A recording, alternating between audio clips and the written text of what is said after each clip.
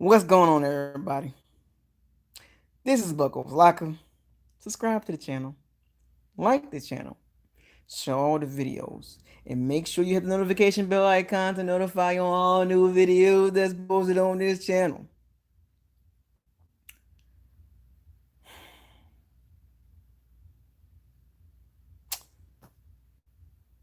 Hump day. Hump day. What's going on, man? What up, Evan? It is hump day, folks. It is hump day. Just thought I would stop by and drop a video before I head on out with my daughter. I've been having a great time with my daughter, so I haven't been doing no videos. I didn't do no I didn't do a congratulation video and all stuff like that. I've been busy with my daughter having a great time. But I felt like I wanted to drop this video because Ron Allen, shouts out to Ron Allen for dropping the link on me. I had to go watch the link, and I just wanted to kind of like speak on the video that I watched from Bruce Arians. And I want to give a specific shout out to the Bucs fans that do not like BucosLocker when I say Super Bowl or bust. Shouts out to all the bandits. Matter of fact, before I even start, I can't do this without my bandits and my pirates. Shouts out to y'all. Y'all keep this channel going. And shouts out to the haters that do not like this channel. You keep the channel going too. So guess what? Let's get down to business. So I saw a video. Bruce Arians, he was on a NFL Network with Nate Burleson and the rest of the gang, and they was interviewing him today. And then the thing was about Super Bowl or bust. Now I know for the last so many months since the season, before the season started, the Bucs assembled a roster. Well, it was already assembled for the most part, but they added some weapons and some draft picks that made this roster even better. The 2020 Bucs team is so much better than the 2019, 2018, 17, 16, 15, 14, 13, 12, 11, 10, 9, 8, all the way back to 2002, right? So from 2003 to 2019, the 2020 Bucs are so much better. So coming into the season, the Bucs in the free agency, they signed the great Tom Brady, one of the greatest quarterbacks of all time, one of the greatest players of all time. Then they drafted Tristian Wrifs, Antonie Winfield Jr., Keyshawn Vaughn, Johnson. They had some draft picks. Then they go sign Leonard Fournette, Rob Gronkowski, Leonard Fournette, LaShawn McCoy. All these guys they signed. And then all you heard off season, the roster was stacked. So I came up with the slogan, or I didn't say I came up with it, but I started saying Super Bowl or bust. And some of the Bucs fans did not agree with me. What's up, you Wish? Shouts out to all my shooters. Some of you Bucs fans didn't believe me when I told y'all that, and y'all just getting your feelings. I ain't gonna call no names out because you know who you are. You know who you are. You know exactly who you are. You will come in my comment section and you be hating and dropping hate on people and dropping hate on me, talking about what are you talking about, Super Bowl or bust? And I told you before the season started, Super Bowl or bust. No excuses. What did I tell y'all? 813 Sports. I will address. Matter of fact, I'm gonna address that too. I'll get to that in a little bit. So 813 Sports, stay tuned. Stay with me a little bit, and I'll address the Haskins situation. So don't worry, I got that too. That's an interesting situation. It's bigger than what y'all think it is. But let's get back. Well, 813 Sports, don't worry, I'm gonna get to it. So a lot of the Bucs fans, shouts out to you, 813 Sports. Appreciate the super chat, and I'll address that right quick. Give me a second. Let me get this off. I got to get this off. So a lot of the Bucs fans, well, I'm not gonna say a lot, but a lot of them didn't agree with me when I said, even in the Facebook groups, even in my comment section, what are you talking about, Super Bowl bust? There is no way Brady first season with the Bucs and first season with Arians. There is no Super Bowl bust. You are an idiot. You don't know what you're talking about. And you an emotional guy. And I do this, man. I do this.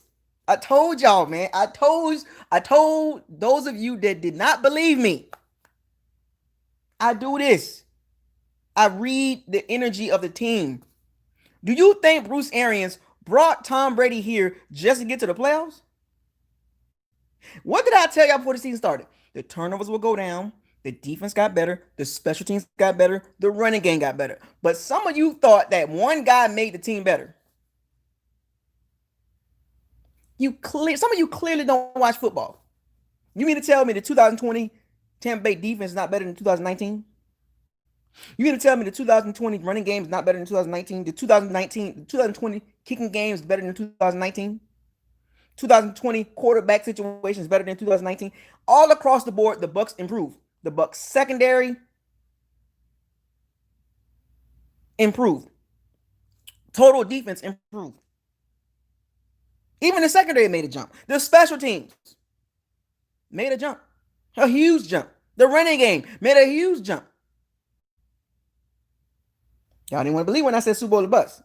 But then some of you talking about, oh, it's a loaded roster. So if you go watch the video, I'm gonna drop the link. I'm gonna pin the link in the description box, or I'm gonna pin the link in the comment section. At the mark 132, or you can start at 121 when Nate Burleson talking to Bruce Arians. You can go see. You can go listen to it for yourself, right out of Bruce Arians' mouth. When you look at this roster, this was a top 10 roster, right? Top 10 loaded roster, right? I told y'all. I told you. Super Bowl or bust. I know it stings a little bit, don't it? Because you're not used to the expectations. So some of you Bucs fans didn't like when I said it because you're not used to high expectations. You're so used to mediocre or below average play. But when you got Tom Brady here, it's Super Bowl or bust every year. That's how it was in New England. Why it can't be like that now?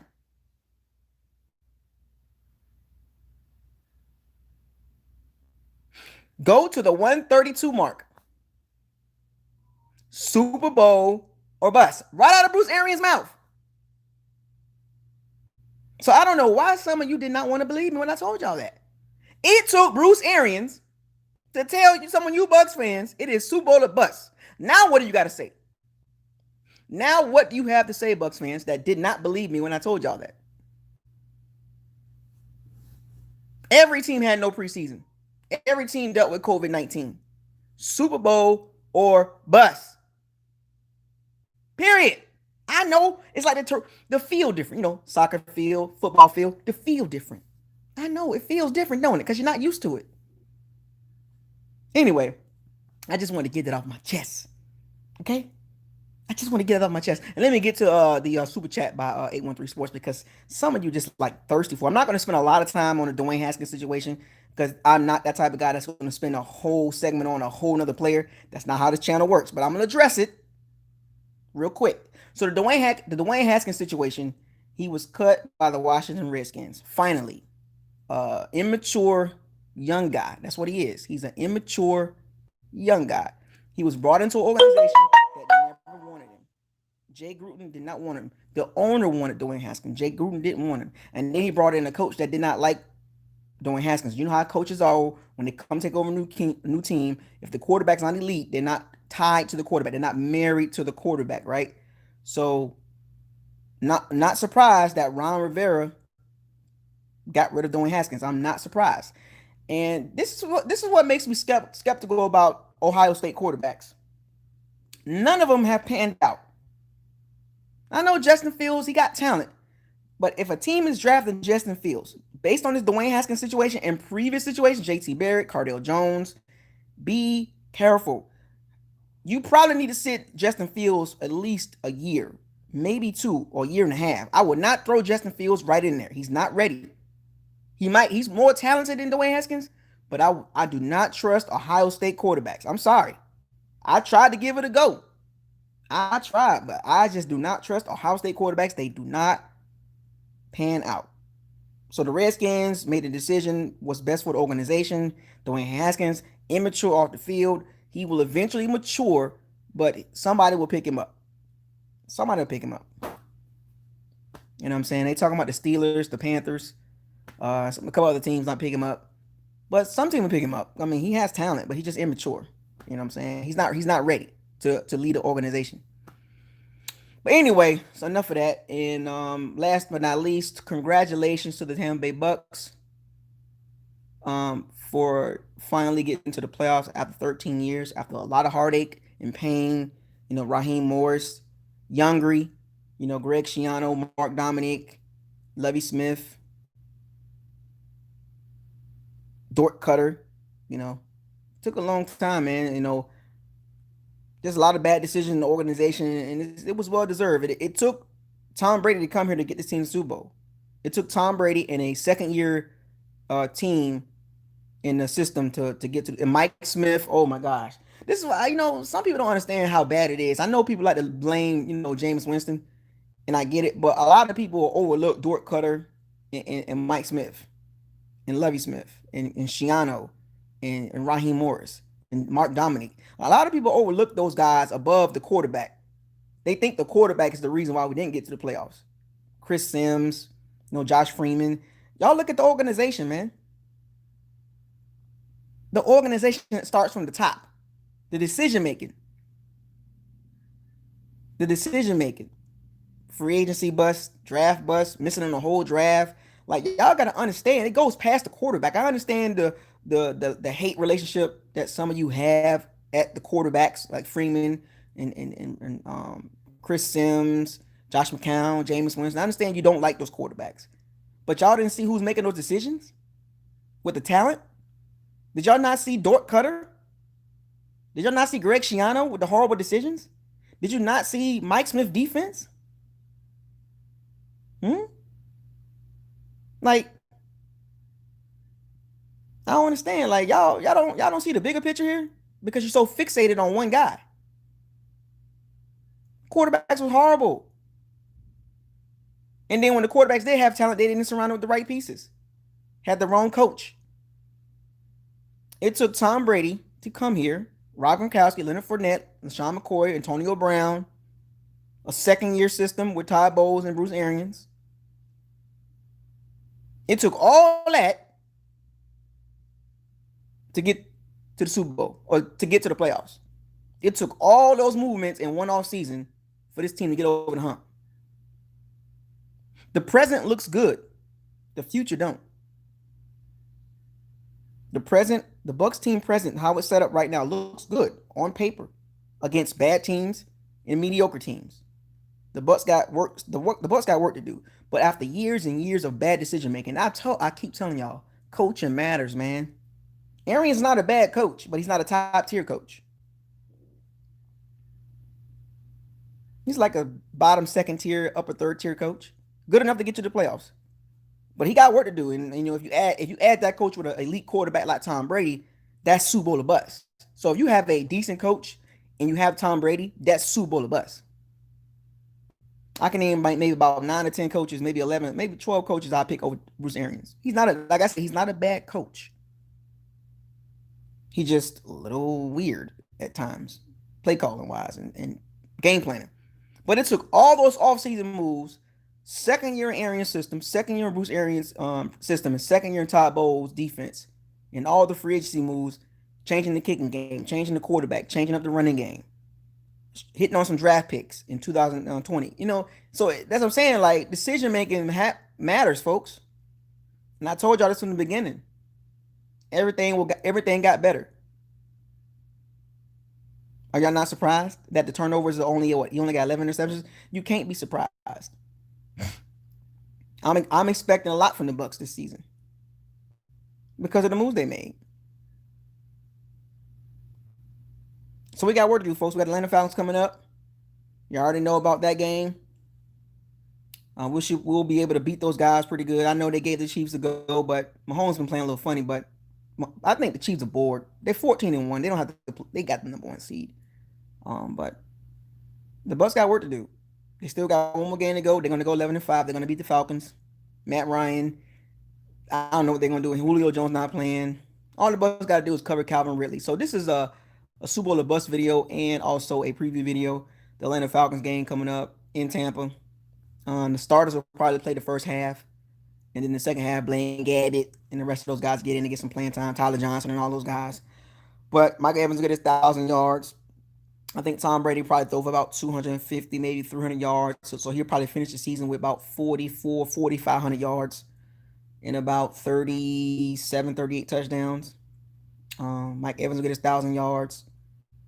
Ronald Jones, hopefully he can get 1,000 yards rushing. Hopefully they push for that too. I think Mike Evans will be going in the first quarter. I think the Bucs will get that over in the first quarter with Mike Evans.